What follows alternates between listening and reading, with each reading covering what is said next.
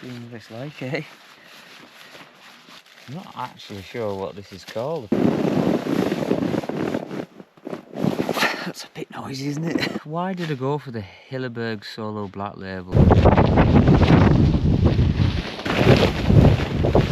The big one is justifying the price. Is it worth it? And why do you watch outdoors on channels on YouTube? I've owned quite a few tents in my time, but I've never seen anything with quality like this. Hello and welcome to the channel, and today we're going to be doing a wild camp in the English Lake District. Right, so what's the plan? There isn't one. I just fancied a wild camp, so there's no major event going on. I'm just going to camp, and I also wanted to try out a new tent. So I've got a new tent which I'd like to try and get used to before I try it in more harsh weather. So yeah, so that's pretty much the plan.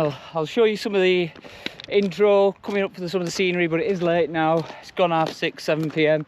So I'm going to get the tent up and then we'll give you a look at it. In terms of the tent, you've probably seen it on the thumbnail, but I'll take you through it for those that haven't seen it. But to be fair, I'm a bit late to the party with these tents. Forecast: yesterday we had about 10 hours of rain solid. Today it's lovely and clear, but it is the evening now, and I think it's going to get around to 0, -1, and wind up to 20-30 mile an hour. So this tent can handle it, but I'm not going to purposely pitch it in a situation just for it to take a battering, because I just want to get used to it and chill out. So yeah, so we'll go up, see how windy it is on top, and then we'll try and find a suitable location to pitch. So let's do it.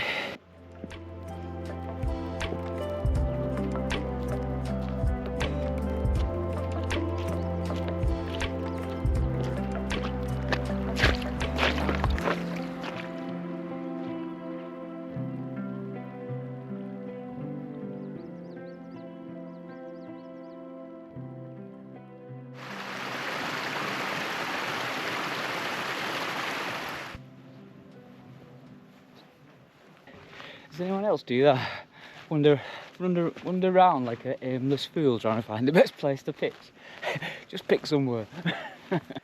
Right, as you can see, I'm losing light, so bag of poles with some pegs, and we've got the Hilleberg Soulo Black Label. Bit big, but I suppose it's there to protect us, isn't it? So I'll try and get it up. I'll probably show you it more in the morning because we're losing light now, but I'll try and get some footage of me putting it up. Some nice shiny pegs, those things, aren't they? Look at those. So yeah, they're not bad, are they? Let's get those in. So yeah, I'm not sure if I mentioned, I've got the footprint as well, so I've already attached the footprint. It should just be a case of rolling it out. Bloody torch. It should just be a case of rolling it out, pegging it in, and then start to set it up.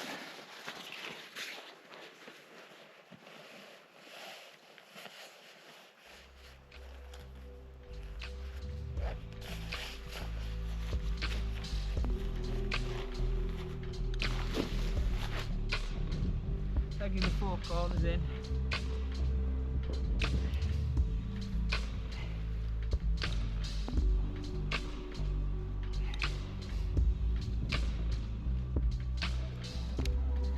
Right, so there's 3 10mm DAC poles, and I think it goes in order of blue, white and red, but I'll do a separate video on setting it up and what it looks like. But I'll show you around it inside and tonight, and also in the morning when there's some daylight.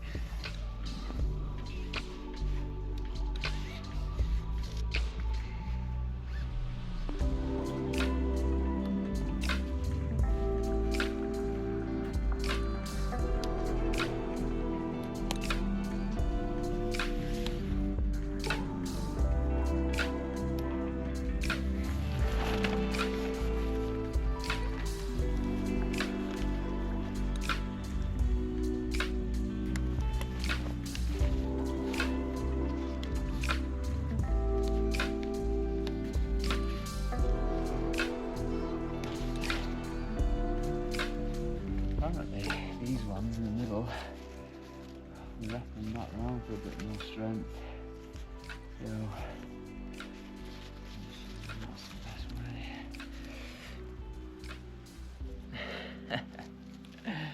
First time, that's why I wanted a nice calm setting to get these pitched. First time, get used to it. I believe that they can both go into one peg. Yeah. Let's try and give you a quick look in the dark. Yeah, we're pitched up there, and I've just been practicing. Again, like I said, I wanted a nice calm night so I could practice, so I was just practicing with the guidelines. I suppose it's a case of going in now and having a look, isn't it? Seeing what it's like, eh? I have had it up in the living room, but yeah, must be a toggle somewhere here.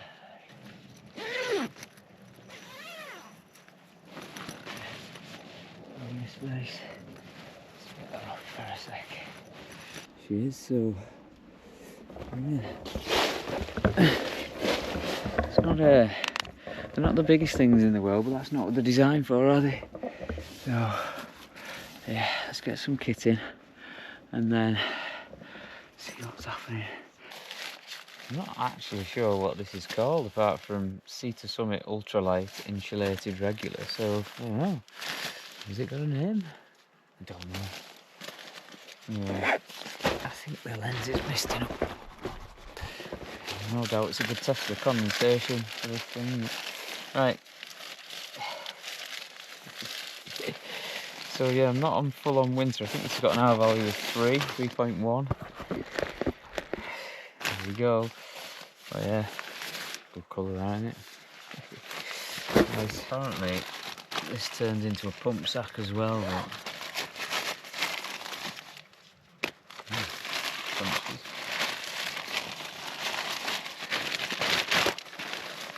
Okay, so we connect that on.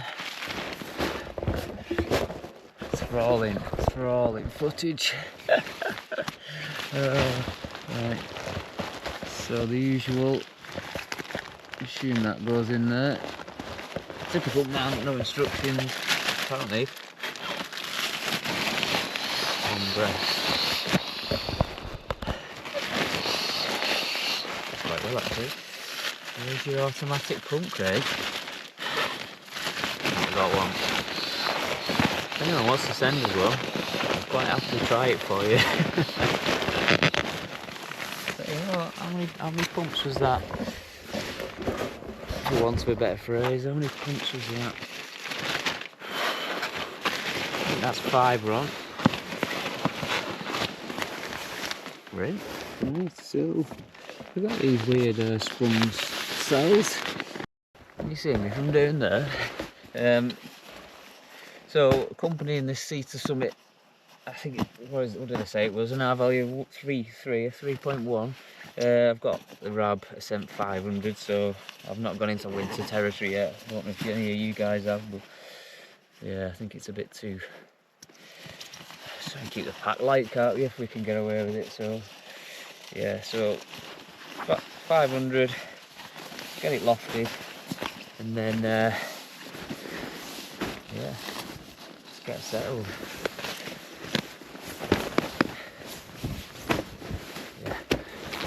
Right. Faffing. The old down jacket as well. I don't know, I seem to, not always needed, are they, but I seem to take it on all my camps now, just in case, because there's the odd time it catches your hope, so I think it's always worth bringing it if you've got space for it. I haven't done one of these camps for a while, you know, where you just go up, sit there and camp and talk about some apt topics and about your gear, so I thought it was about time. It's all been go doing scrambles and fast packing, so yeah. So this one is my Cedar Summit, what is this one called? Eros Ultra Light Regular Pillow, so I've had this for ages now. Couple of foot wrong, great bit of kit. As I mentioned before with the down jacket, it was the right choice to bring it because it's plummeted, so before I do my weird introduction to the Hilleberg, inside to out, because I'll do the outside tomorrow because it's too dark now, just a quick comment on the Cedar Summit pad. I like to be honest with my reviews, so when you're lying down, sorry for the fabulous footage. Absolutely unbelievably comfortable. When you sat on the thing, your bum touches the floor, so and it's not comfortable at all. And also, in terms of quietness, so the RAM one I've got is quite good. It does not very quiet, well, not very loud, I should say. But listen to this. I don't know if the camera's picking that up, but wow, that's a noise and a half, isn't it? So yeah, we'll see how it goes. But in terms of comfort during the night, but I don't like the fact that once it gets to autumn and your bum's on the floor, I don't know. But as a summer pad, it would be great. But I'm not sure in the UK in autumn, but we'll see. Yeah, and it's just dawned on me that wasn't a very valid test going up and down, so I'll try it. So I'm on top of my sleeping bag here, so just move. Ooh. Yeah. That's a bit noisy, isn't it? Oh well. Yeah, I'm aware that gear talk's not everyone's cup of tea, so if this is not your thing, I do apologise, but we are in a tent. It's dark, it's autumn, and I've got some new gear, so I thought it was worth having a little bit of a discussion about some of the points for those that are camping. I'll explain a little bit more later on about the reasons why I went for the Hilleberg Soulo Black Label, because it is a pricey bit of kit. But I'll get on with my weird reverse review of the internal bits of the Hilleberg and the external. Well, it's not a review, it's just an overview of what I think, initial thoughts. And we'll do the outside in the morning because it's too dark, so no point in trying to do that now, so I'll get on with that now. Right, just come outside. It's very cold, but there's no wind, and unfortunately for that tent, there's a chance of condensation. So every tent I've used in these conditions, yesterday we had 10 hours of rain, we're in long grass and there's no wind, which means no ventilation. You're going to end up with condensation, so I'm expecting some condensation in this because it's renowned for it. But yeah, I have had condensation in other tents as well, so no doubt it'll live up to its name. But so if we just take you in here, you can see that there's plenty of space for the pack, and I've got another bag at the back there, and there it is. But I'll try and show you. I'll do most of this tomorrow, but you can see that it's fairly sturdy, isn't it? I'll just take you around. All the guys. Says don't tighten them too much, but yeah, lovely bit of kit to be fair. Absolutely rock solid. As you can see, I also got the footprint. That came free with the tent actually as an add-on, so I was going to buy the footprint anyway because I always use a footprint with my tents, but yeah, freebie there. So let's take you in and have a look. So headspace, I'm on a pad, I'm on a sleeping bag. What am I, 5'8", 5'9", and as you can see, I don't know if you can see that, there's plenty of space for me.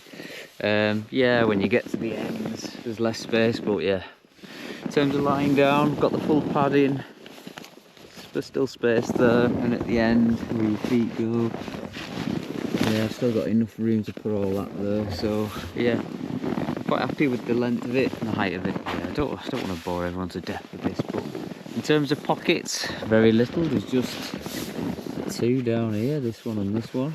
So yeah, there are some hanging points, 1, 2, 3.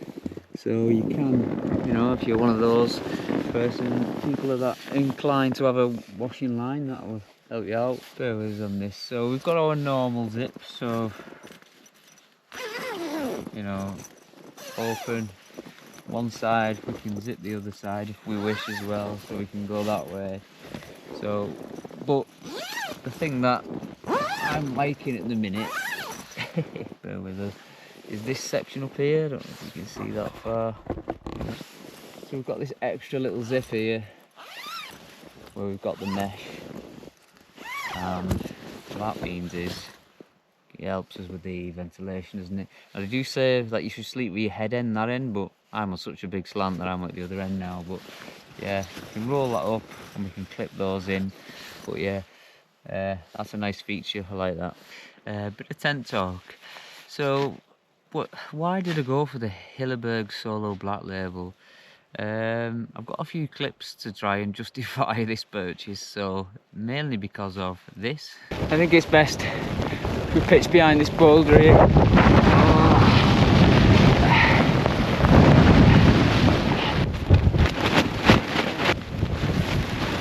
If we're going to stick this out, I'm going to have to drop down somewhere. This is too much.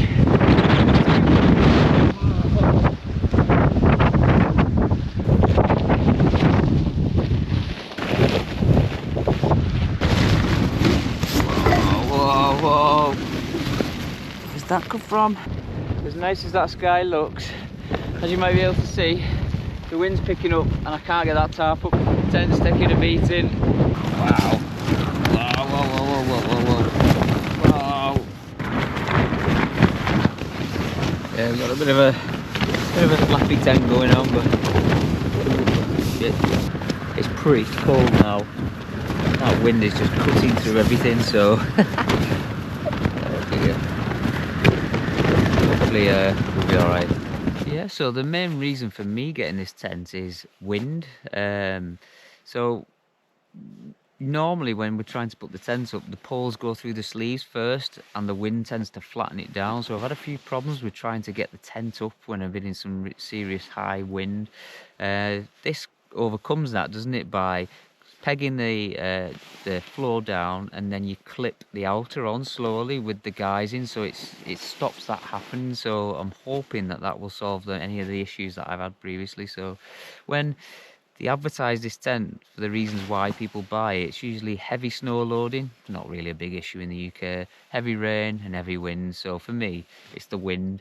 And another great thing about YouTube is we all know how solid this is from when we've seen those in the storm videos, so I'm pretty certain that this thing would have my back no matter what conditions would be thrown at it. So yeah, wind. And the big one is justifying the price. I won't discuss the price, but it's a hefty sum.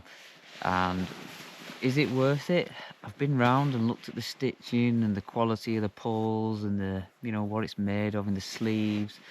I think it is, and I've seen a few other people's videos where once they've purchased this, they have it for about 10 years. So if I can keep this for 10 years, yes, the price is worth it. But if it starts to fall to pieces after about a year or two, then no, it's probably not worth it. So I suppose the test of time will tell, won't it? But yeah, I've never seen a tent put together with the fly, the outer, so well. So yeah, I'm very impressed. I've previously owned, I don't like to use the word budget tents because you know, you buy a tent for the purpose, but I've had the Helm Compact one, the Van Gogh, Nature Hike. Those were other tents that was before I was filming on YouTube. But yeah, this is another level. Yeah, I've never owned a tent like this before, and the quality is another level.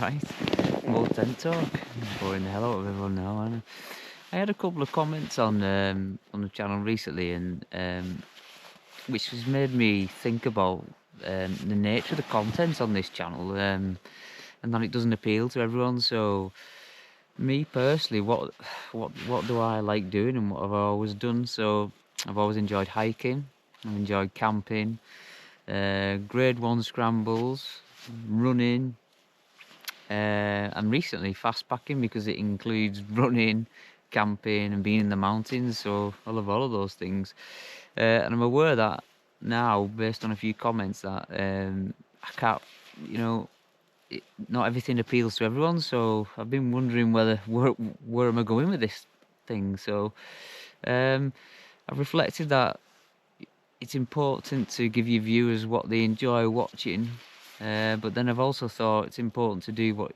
you enjoy doing, isn't it? So yeah, I'm aware that some of my content's probably quite varied, anything from camping to fast packing to scrambling.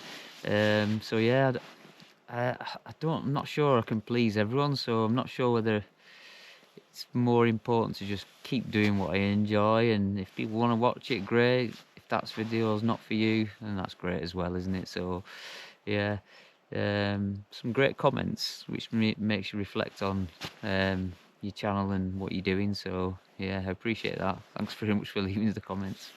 And this got me thinking a bit more about why I watch YouTube. Um, or like specifically why I watch outdoor channels on YouTube. You could ask yourself the same question, couldn't you? Me personally, I just enjoy watching the outdoor channels, anything from camping to hiking to fishing even. It just relaxes me, I enjoy it. But I know that everyone tunes in to people's channels for different reasons, so bear with us if I look down. I've got a few points because I can't remember them all. So yeah, so I just generally enjoy like watching the outdoors channels. Now some people, we tune in, don't we, because we enjoy the character. Really fun people to be around. I won't mention any names, but we just enjoy watching the character. They make us laugh, they make us chuckle, they pick us up, and it's like, it's a really nice thing to mix it with the outdoors, isn't it? Yeah, lots of us tune in specifically for gear reviews, don't we? Or we want to know some more information about a specific bit of kit. Like before I bought this tent, I went online, I was searching YouTube, and we know the YouTubers often give a good overview, don't we? So yeah, some of us are tuning in for gear reviews. What else have I got on here? Yeah, find new locations. Yeah, sometimes I tune in specifically to find new hiking routes or new places to camp. I'm sure we've all done it. We see a place, oh, I'd like to go and visit that, and I'd like to camp there. So yeah, different locations as well. That's another reason. God, that's bright, that light.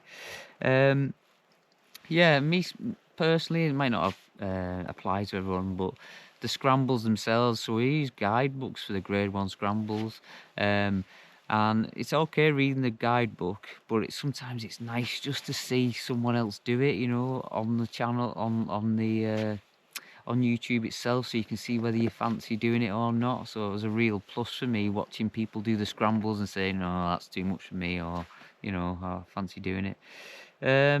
Anything else? So no, mainly often when I watch people's channels that I'm following on YouTube, it inspires me to get back out when you're being a bit lazy and you're not going out. So there's a whole host of reasons why we might go out. And yeah, you can ask yourselves the same question: why do you watch outdoors on channels on YouTube? Yeah, sorry about that. I've had a can of double hazy Jane, so yeah, we could have really gone on a mission there. So I think we've done well to just keep it that simple. Right, this light keeps going off. I'm not going to turn this into a GoPro bashing session because I think their kit's brilliant, but this light, I think I've worked it out because I've had the light under my armpit and it works. But there's about 5 brightnesses to it, and it'll only use 1 at the minute. And I think it's the cold because I've had it under my armpit and it's working fine now. So GoPro, sort your bloody lights out. Last bit of tent talk why I've had the light under the armpit. Question: is wild camping more popular these days? I don't know what you think, but my opinion is yes. I remember 30 years ago, I'm really showing my age now, aren't I? We used to go hiking all day, and then we returned to the campsite. I think it was Side Farm at Glenridding. We'd return to the campsite, we'd camp, and then we'd be up again the next morning, we'd be hiking. I never once in those days, 30 years ago, saw a tent on the hills. We were all on the campsites, and now you pretty much see tents. You can see tents pretty much in most of the locations everywhere, can't you? So the question is, why is it more popular? So I've been thinking about that. Bear with us on the can of hazy Jane. I'm just going to refer to these notes. The obvious one is social media, isn't it? Does social media encourage more wild camping? Of course it does. People see people like me and you go out there, and they want to go out and they want to experience it. So there's lots of new people taking up wild camping, isn't there? It inspires us to get out. You know, you see people jumping in furry pools and swimming around, doing wild swimming. You think, yeah, I want a piece of that. I want to go out there and experience that. And it inspires people to get out, doesn't it? So social media is a big one. We won't get into whether social media is good or bad, but it's good for inspiring people to get out. The other thing I thought about is kit's getting better. Yes, it is. Just look at this tent, look at the pad, look at the mat. I remember when we used to hike all day, we'd go back to the campsite, and 9 times out of 10, your tent would have leaked. You're not on a fancy mat pumped up, and I certainly didn't have a sleeping bag that kept me warm. I was dithering a lot. That's whether or not I could afford a down sleeping bag in those days, but the kit's got better. I don't know about you, but there's a big difference between wild camping and surviving. Because the kit's got better, I think it's more comfortable. We're more likely to go out in the winter. I wouldn't dream of going camping in the winter 20 years ago, but the kit's so good, I think it makes it comfortable enough for us to want to go out a bit more. So I think the kit's playing, and the technology's playing a big role in it as well. What else have I got in here? Oh yeah, it's more cool, isn't it? Not just social media. I remember when I used to go hiking years ago, and my friends used to call me a rambler. Now, ramblers are not cool, are they? So one of my friends used to say, "You're the rambler, I'm the rambler's friend." And so he was cool, I wasn't. So if you're a member of a rambling association, he wasn't cool in those days. But now, going hiking in the hills, taking pictures, putting them on Instagram, going wild camping, it's cool now, isn't it? So yeah, I think people's view of the outdoors has changed a little bit. Have I missed anything else out there? No, the last one is probably the stress of modern day life. People just want to switch off, don't they? People have stressful jobs, and coming out here is a really good way to relieve that stress. So I don't know if you can think of any more reasons why wild camping may be getting more popular, but yeah. Yeah, this light's going to have to go under the armpit again. Tent talk over. Right, that was a cold one. Just going to show you this.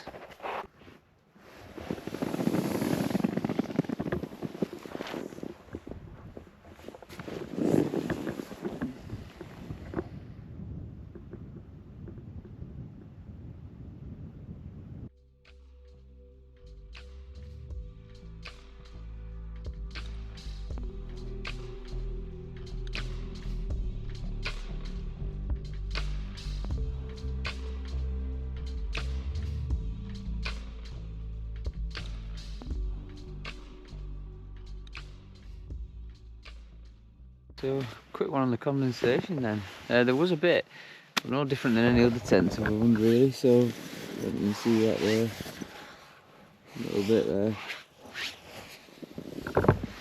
Yeah, not too bad. I'm just going to get a quick brew and then I'll show you around the tent. So,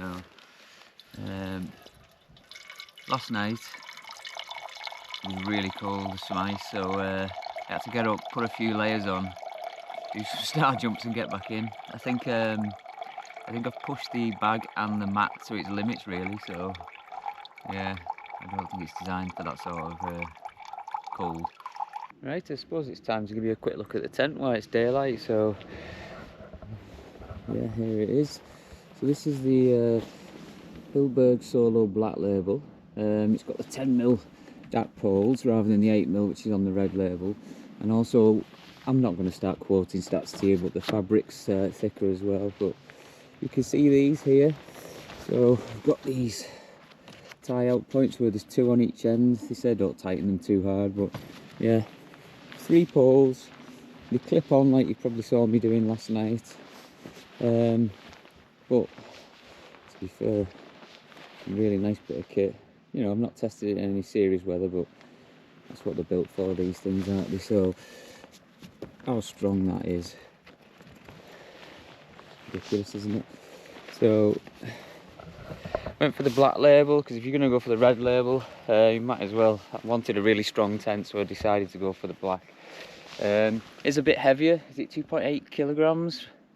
So yeah, it's a bit of a heavy one, but it's a really nice bit of kit. And I'm quite happy with the space inside as well, to be fair. And you heard me banging on about the quality of it last night if you watched that bit.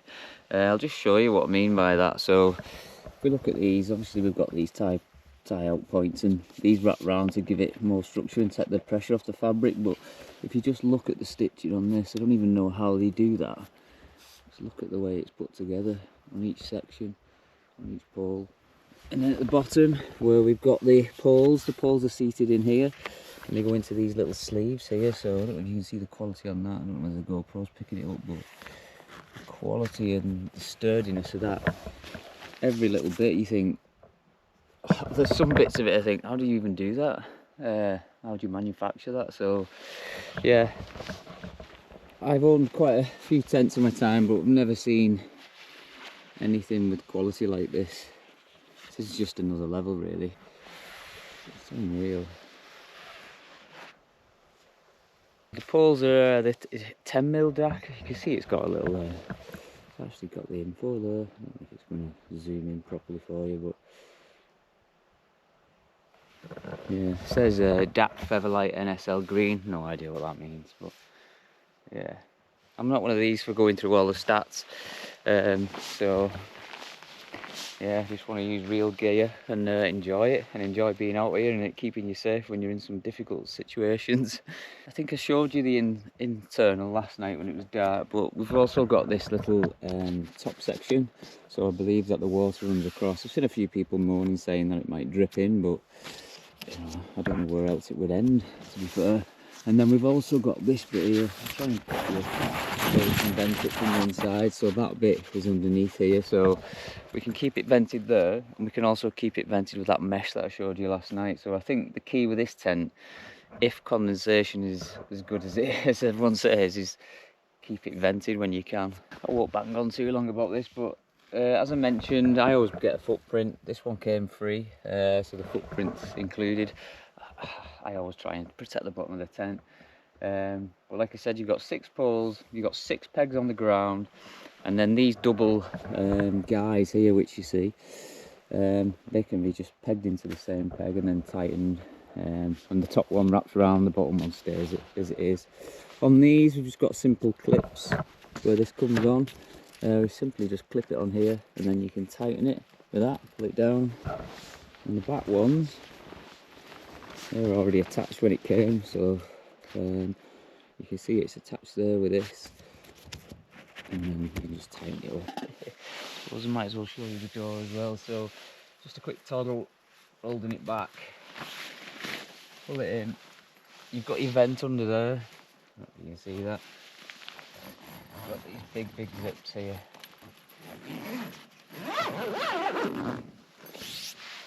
That's pretty much it. It's also got this obviously protecting the zip here, which is a meaty piece of kit. I don't know if you can see that.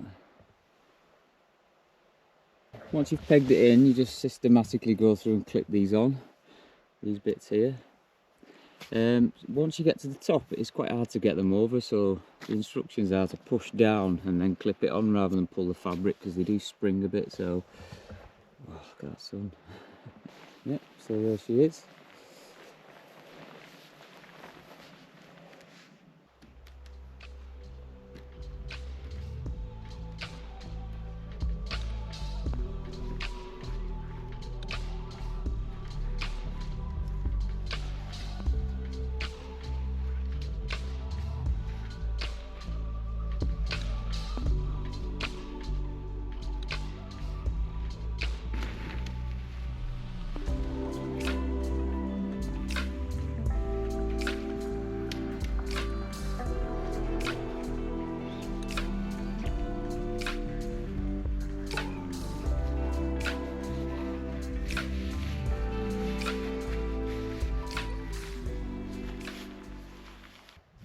Right, that's us. So all there is, leave no trace, just a bit of flattened grass. We're going to get down, and if you stuck with us this long, thanks for watching, and we'll see you on the next one.